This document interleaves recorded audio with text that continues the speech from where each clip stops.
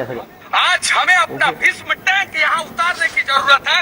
आज हमें अपना रफाल यहाँ पे उतारने की जरूरत है और छेद कर देने की जरूरत है इस पहाड़ में और घुस जाने की जरूरत है नेपाल में।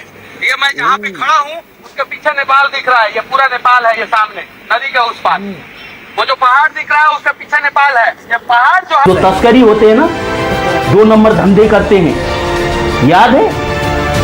जो भी 2 नंबर धंधे करते हैं, लागू पदार्थ इधर से उधर, उधर से इधर करते हैं ना, ऐसे लोग लड़ते हैं हमारे आर्मी लोग से, हमारा सशस्त्र लोग से, इसीलिए गोली मारने पर मर जाते हैं। बोलने से पहले सुधर जा और तू इस तरफ आना ही नहीं। अस्सलाम वालेकुम, कैसे हैं आप सब? आई होप आप सब अच्छे होंगे। आज हम रिएक्ट करने वाले हैं Nepali babu reply to Indian Bihari, Nepal versus India. And हम देखने वाले हैं कि एक हमने वायरल वीडियो पे हमने रिएक्शन किया था जिसमें एक जो बिहारी थे वो नेपाल को काफी बुरा भला कह रहे थे।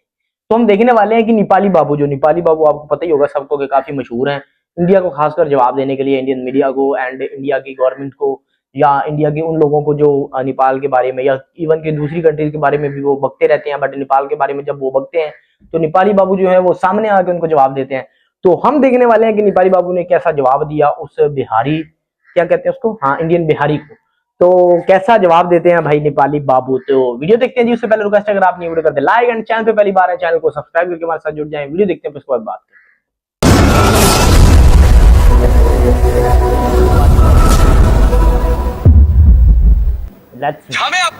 आज हमें अपना भीष्म टैंक यहाँ उतारने की जरूरत है। आज हमें अपना रफाल यहाँ पे उतारने की जरूरत है और छेद कर देने की जरूरत है इस पहाड़ में और घुस जाने की जरूरत है नेपाल में। ये मैं जहाँ पे खड़ा हूँ उसके पीछे नेपाल दिख रहा है, ये पूरा नेपाल है, ये सामने नदी के उस पार वो जो पहाड़ दिख रहा है उसके पीछे नेपाल है। ये पहाड़ जो है उस पहाड़ से सटा हुआ था और 1990 के आसपास जो है उस पहाड़ को काट के जो है ये नदी चौड़ा कर दिया गया। और ये नदी चौड़ा इसलिए कर दिया गया कि उस समय जब नेपाल में बाढ़ आता था तो नेपाल पूरा बह जाता था, पूरा तबाह हो जाता था, पूरा बर्बाद हो जाता था। नेपाल की दादागिरी देखिए, एक छोटा सा देश साला नेपाल, और इसकी दादागिरी देखिए कि इसमें 36 स्पैम है इस बैराज में। आपको मैं दिखाना चाहता हूँ, इस 6 स्पैम में से 18 स्पैम हिंदुस्तान में है और 18 स्पैम नेपाल में है। हिंदुस्तान ने 18 स्पैम का रिपेयरिंग कराया है, लेकिन नेपाल जो है वो 18 स्पैम का रिपेयरिंग नहीं करने दे रहा है। पता है क्यों? दादागिरी है नेपाल का। और इतनी बड़ी दादागिरी है कि बिहार बाढ़ में मर जाए, डूब जाए, कोई मतलब नहीं, क्योंकि अगर वो 18 स्पैम टूट भी जाता है तो बाढ़ आएगा बिहार में, नेपाल में नहीं। ये सोचिए। और इस बात को मीडिया नहीं दिखाता है कि बिहार क्यों डूब रहा है। पंजाब में बिहार नंदन बांध बनवाया और पंजाब में आज 80% कम बाढ़ आता है। अगर ये जो है डायरेक्ट 100 किलोमीटर लंबा इस साइड बांध और उस साइड बांध बनवा दिया जाए, नेपाल जहां तक है वहां तक छोड़ दिया जाए और नेपाल के आगे बांध बनवा दिया जाए, तो बिहार में भी 80% कम बाढ़ आएगा। लेकिन वाल्मीकि नगर में नीतीश कुमार आते हैं, विकास करने के नाम पे विकास पैदा करने की कोशिश करते हैं वाल्मीकि नगर में, लेकिन ना वो विकास कर पाते हैं और ना ही विकास पैदा कर पाते हैं। नरेंद्र मोदी जी, आप राष्ट्रवादी सरकार के राष्ट्रवादी प्रधानमंत्री हैं, इस नीतीश कुमार के साथ मिलकर रहोगे तो आपका भी छवि जो है धूमिल होगा। ये पूरा सामने दिख रहा है मोदी जी, मैं दिखा रहा हूँ आपको, ये सामने जो दिख रहा है ना मोदी जी, ये पहाड़, ये हिंदुस्तान का पहाड़ है जिसपे नेपाल का कब्जा है। ये पहाड़ का इस साइड हिंदुस्तान होना चाहिए, लेकिन इस साइड नेपाल आ चुका है। वो जो सामने पहाड़ दिख रहा है ना, उस पहाड़ का इस साइड हिंदुस्तान है। हम पाकिस्तान और चाइना को सबक सिखाने की बात करते हैं और ये साला टुटपुजिया नेपाल जो है हमारे लोगों पे गोली चलाता है। पूरे बिहार में सबसे ज्यादा जंगल जो है वाल्मीकि नगर में है और नीतीश कुमार जी इस जंगल में मंगल करने आते हैं कि वाल्मीकि नगर का विकास करने आते हैं। आज तक वाल्मीकि नगर के लोगों को भी पता नहीं चला, बिहार के लोगों की तो बात ही दूर की बात है। पता नहीं प्रशासनिक अधिकारी जो है और नेता जो है, पता नहीं सरकार को बताते हैं कि नहीं बताते। ये डैम जो है जर्जर हो चुका है, अगर किसी दिन ये डैम टूट गया ना तो बंद हो जाएगा। ये टुटपुजिया देश नेपाल जब हमारे साथ धोखा कर सकता है तो हमारे देश के पास रफाल फाइटर है, यहाँ पे तैनात किया जाए और सीधा डैम वहाँ पे बनाया जाए और वहाँ पे रोका जाए पानी और इस साला नेपाल को सबक सिखाया जाए। इस नेपाल की वजह से पूरा बिहार जो है बाढ़ में डूब जाता है, मर जाता है। मैं ग्राउंड जीरो पे जाता हूँ और जीरो पे जाकर लोगों को बताने की कोशिश करता हूँ कि आखिर समस्या कहाँ है। मैं कोई पत्रकार नहीं हूँ, मैं एक साधारण बिहारी हूँ जो बिहारियों की समस्याओं से वाकिफ है और बिहारियों की समस्याओं के लिए आवाज उठा रहा है। ये पहाड़ इस साइड का और इस साइड का, अगर दोनों पहाड़ के बीच में जो है अगर एक गेट लग जाता है, जो ये सामने वाल्मीकि नगर बैराज दिख रहा है वैसा ही बैराज लग जाता है अगर यहाँ पे, तो मैं दावे के साथ कहता हूँ ये नेपाल जो है बात बात में पानी छोड़ के बिहार को बर्बाद करने की धमकी देता है ना, ये तो साला यही नेपाल धमकी जो तो है इंडिया भी बाढ़ में पाकिस्तान डूब को के दे मर देते हैं, जाएगा ये पाकिस्तान साला। को भैया बहा देंगे। ये नेपाल साला जब बाढ़ में डूब रहा था तो हमारे देश के नेताओं ने इस नेपाल को बचाने के लिए भरसक प्रयास किया और रास्ता दे दिया, और आज ये नेपाल ने धोखा हमारे साथ ये किया है कि नेपाल में जितनी भी नदियां हैं उस सारी नदियों को छोड़ के और पानी जो है हिंदुस्तान में छोड़ देता है। नेपाल का इतना हिम्मत और हौसला कब से हो गया, ये साला नेपाल जो है हमारे देश के लोगों को गोली मार देता है और हमारा भीष्म टैंक जो है वो चुपचाप अपने घरों में सोया का सोया रह जाता है। मोदी जी आदेश दो और साला उतारो यहाँ पे 100 भीष्म टैंक, 5 रफेल फाइटर और हमारा मिराज और सुखोई जो है उतार दो, और चीन और पाकिस्तान से बाद में लड़ेंगे, पहले इस साला नेपाल को सबक सिखा दो। इस नेपाल की वजह से बिहार के अब तो हंसी आने लगी 12 करोड़ लोग परेशान होते हैं, उत्तर प्रदेश के 22 करोड़ लोग परेशान होते हैं, उत्तराखंड के 5 करोड़ लोग परेशान होते हैं और पश्चिम बंगाल के 10 करोड़ लोग परेशान होते हैं। इस नेपाल की वजह से आधा हिंदुस्तान में बाढ़ आता है और सिर्फ ये नेपाल साला जब डूबता था, मरता था, तो हमारे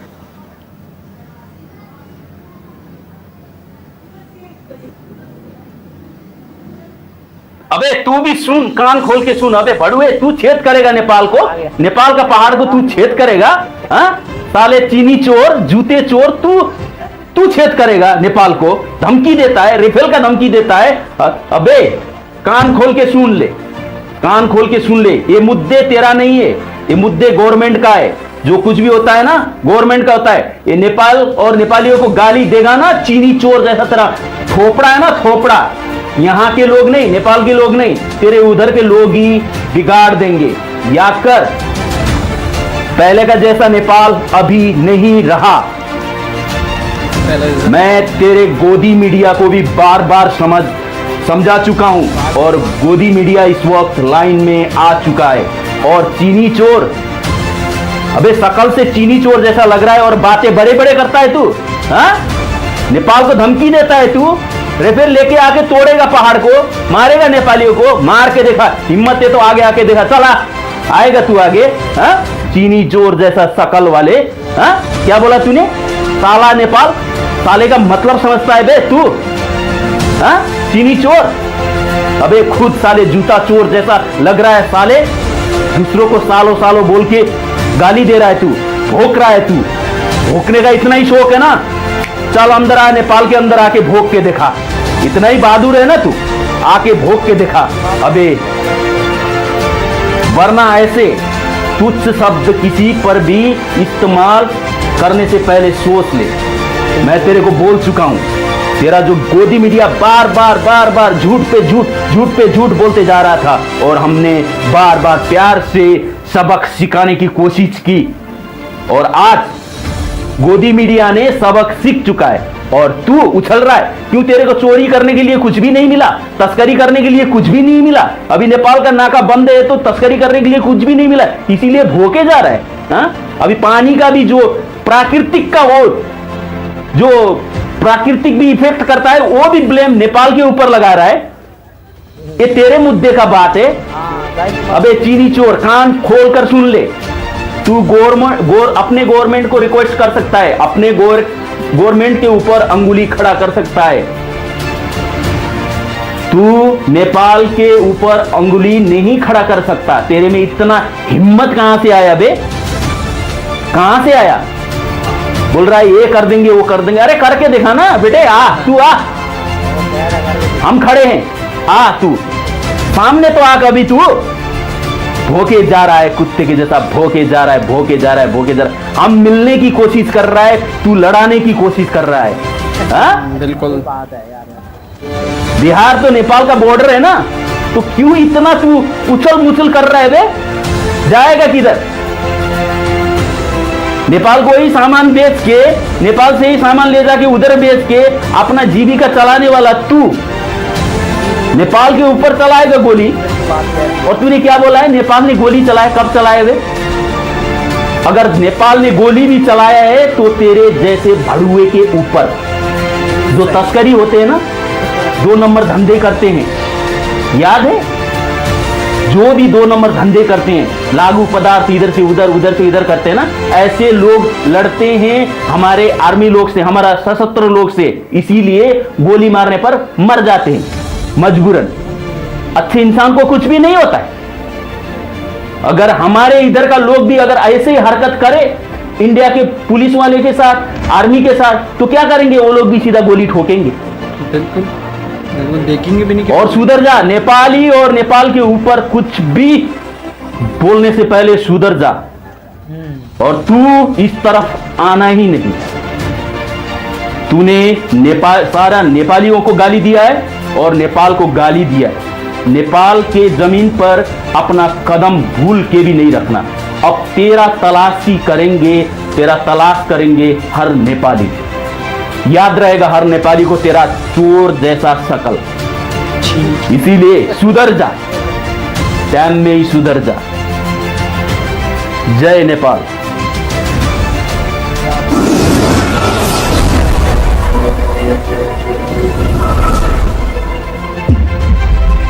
यार मजा आ गया। मतलब तो ये है कि भाई जो नेपाल एंड नेपाल के बिहारी बाबू हैं, उनके अगर उनकी बात को लिया जाए तो पहले तो हम बात करते हैं बिहारी जो हैं, बिहारी वो मतलब बहुत कह सकते हैं कि लूजिंग जो लैंग्वेज होती है ना, वो इस्तेमाल कर रहे थे, जो कि अच्छी बात नहीं है।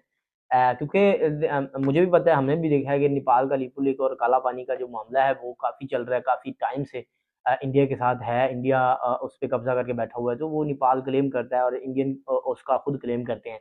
तो इस चीज़ को हम जब देखते हैं, तो जब बिहारी भाई की बातें सुनते हैं, तो वो कहते हैं कि जी हमारा पहाड़ है, ये छेद कर दें, ये वो।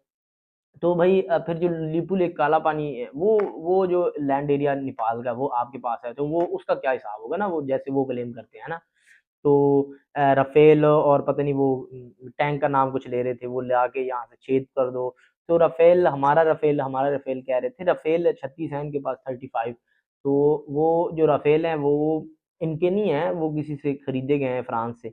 ठीक है, तो इस तरह से तो चाइना जो था वो आपके बॉर्डर पे आके बैठा हुआ था। जब चाइना आपके बॉर्डर पे बैठा हुआ था, तो आपने तब उनको जवाब क्यों नहीं दिया राफेल से? क्योंकि आपको पता है कि उनके पास 5th जनरेशन तैयारे हैं, 5th जनरेशन लड़ाका फाइटर्स हैं, J-20 और J-31 और J-35A जो है वो उनके पास है। तो आप ये राफेल है ना, जो राफेल, ये इसके पास भी उड़ेगा ना वो जहाज, तो पता नहीं चलेगा। पाकिस्तान के साथ आप पंगा नहीं लेते, इसीलिए कि उनके पास भी इस तरह के जहाज हैं अच्छे अच्छे। ठीक है, F-16, फिर आ गया J-35A जो है 5th जनरेशन, वो आने वाला है। फिर उसके बाद जो ये हम कह सकते हैं J-F-17 थंडर ब्लॉक 3 तक। तो जहाज तो हैं, तो यहाँ पे नेपाल के पास नहीं है। बट जिस तरह से बिहारी बाबू ने बोला कि नेपाल अब वो वाला नेपाल नहीं है, तो ये बात भी माननी पड़ेगी। और उनकी एक बात में बहुत दम था कि अगर कोई अच्छा इंसान इंडिया से आएगा ना नेपाल में, तो उसके साथ इस तरह से नहीं होगा कि मतलब उसको गोली नहीं मारी जाएगी। जब कोई वो होते हैं ना, हम कह सकते हैं लोग स्मगल करते हैं, कोई चीज़ इधर-उधर लेके जाते हैं, तो वो जब आर्मी के सामने आएँगे, ज़ाहिर है आर्मी उसको मारेगी, क्योंकि वो इल्लीगल काम करते हैं, तो वो उनको आर्मी वाले मारेंगे। तो इसमें तो वो ये भी कह रहे हैं कि अगर नेपाली कोई ऐसा गलत काम करे, तो उसको भी वो ग गोली ठोकेंगे। तो सीधी-सी बात है यार, ये तो हर कंट्री का राइट्स है, हर कंट्री का हक है कि वो कोई भी अपना एक्शन ले सकता है अपनी हदूद में, अपनी हद में रह के। तो बाकी बात ये रही है कि भई बिहारी बाबू ने काफ़ी अच्छे तरीके से जवाब दिए, और बिहारी बाबू ने किसी इंडियन को, पर्टिकुलर इंडियन जो है, एक बिहारी जो नेपाली बाबू ने बिहारी बाबू को जवाब दिया सिर्फ़, नेपाली ने बिहारी बाबू को। ठीक है, मैं बिहारी बाबू कह रहा था बार-बार, सॉरी उसके लिए।